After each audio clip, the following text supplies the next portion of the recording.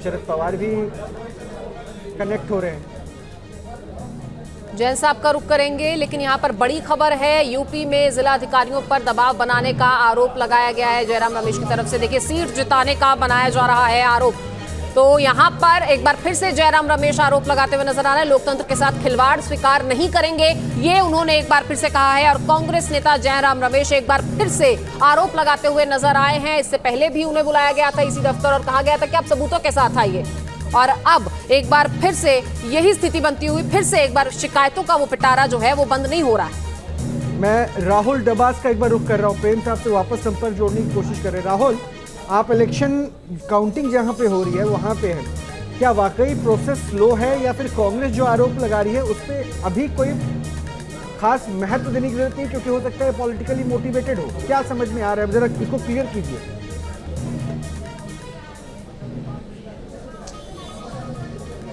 देखिए, इस वक्त मैं इलेक्शन कमीशन के बाहर हूँ, निर्वाचन सदन के बाहर हूँ। अंदर 3 लोगों का प्रतिनिधिमंडल कांग्रेस का मिलने के लिए जा चुका है, जिसमें सलमान खुर्शीद हैं और उनके साथ 2 वकील भी हैं। और उनके बाद उम्मीद की जा रही है कि जिस तरीके से बाहर निकलेंगे तो उम्मीद की जा रही है कि वो अपनी शिकायतें और शिकायतों के साथ क्या सबूत दिए गए हैं वो सामने रखेंगे, क्योंकि एमडी अली को वकील के तौर पर भी यहाँ पर लेकर आया गया है।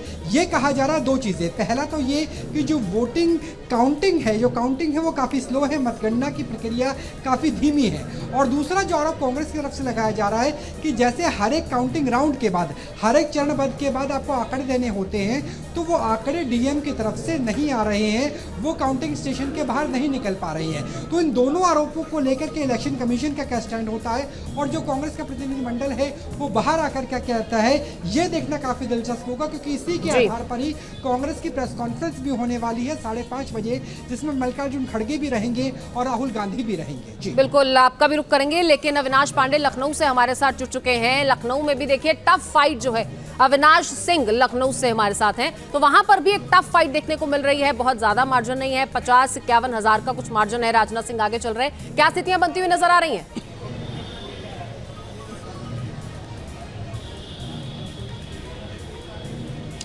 बिल्कुल, देखिए, ये वो सीट है जो बीजेपी के लिए सबसे मजबूत गढ़ मानी जाती है। और इससे पहले की बात करें 2019 में लाख वोट का अंतर था, तो वैसे में कह सकते हैं कि इस बार स्थिति वैसी नहीं है। और ना सिर्फ देखिए लखनऊ, बल्कि अगर हम पूरे उत्तर प्रदेश की बात करें तो पूरे प्रदेश में स्थितियां कुछ ऐसी ही नजर आ रही है, क्योंकि बीजेपी ने जो लक्ष्य रखा था उत्तर प्रदेश में मिशन 80 को लेकर आगे बढ़ रही थी, कह सकते हैं कि उसे एक बड़ा झटका लगा है। क्योंकि अभी तक का रुझान सामने आया है उसमें इंडी गठबंधन एनडीए से आगे बढ़ता हुआ नजर आ रहा है। हालांकि देखिए, इसमें सबसे महत्वपूर्ण बात यह भी है कि बहुत सी ऐसी सीटें हैं, तकरीबन 15 से 20 ऐसी सीटें हैं जहां पर मार्जिन जो है वो 10,000 के नीचे है।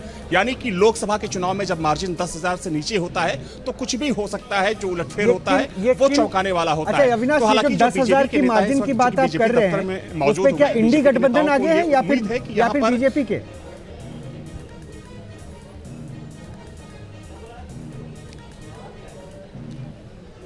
जी, इसमें तकरीबन 15 ऐसी सीटें हैं जिसमें इंडी गठबंधन आगे है। यानी कि तकरीबन मान के चलिए कि 1000 से लेकर जो ये आंकड़ा है, और कितने राउंड की काउंटिंग हो गई है और कितने राउंड की बची है, सीटों पर गठबंधन जो है वो आगे है। तो देखिए, अधिकतर सीटों पर रोहित 20 राउंड से ज्यादा की काउंटिंग हो चुकी है और कह सकते हैं कि अब तकरीबन मानकर चलिए कि 14 से 15 राउंड की काउंटिंग बची हुई है। क्योंकि देखिए अभी तकरीबन 4 बज रहा है और माना जा रहा है कि 7 बजे तक ये काउंटिंग चलेगी। हालांकि तमाम ऐसी सीटें हैं जहां पर काउंटिंग खत्म हो चुकी है, लेकिन जो बड़ी सीटें हैं, बड़ी सीटों पर काउंटिंग चल रही है। चूंकि देखा जाए तो 1 लोकसभा में 5 विधानसभा सीटें हैं, तो माना जा रहा है कि थोड़ी देर में तस्वीर बिल्कुल साफ हो जाएगी। लेकिन अभी की स्थिति यह है कि इंडी गठबंधन एनडीए गठबंधन से आगे बढ़ता हुआ नजर आ रहा है।